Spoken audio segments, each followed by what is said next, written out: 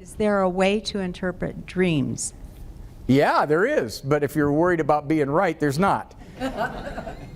There used to be an idea that there were certain dream symbols that were universal.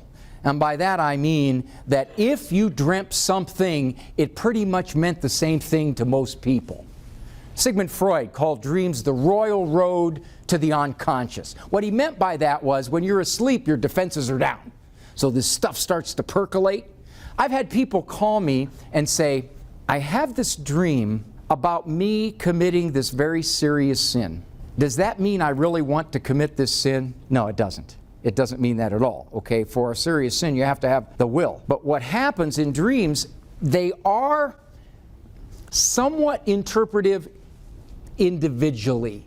Have you had the dream, anybody in here, where you wake up and you're in college and you didn't study for the test? I've had that dream over and over. And the thing of it is, it's not a real dream because that's kind of how I went through college. But you know what dreams are? If you want to interpret them, you have to look at things like, what's the person preoccupied with? What were their experiences the day before?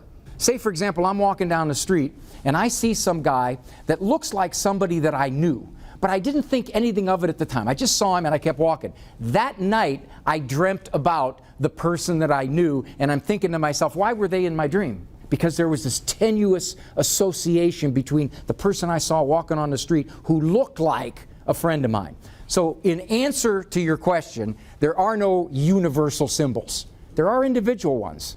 And sometimes we can find out what we're concerned with by what wakes us up, what scares us. Now, the interesting thing about dreams, you have to wake up either during it or shortly thereafter it to remember it. When people say, I don't dream, I don't dream. Oh, of course you do. You dream a lot. You dream like everybody else. You just didn't wake up, which means you sleep well.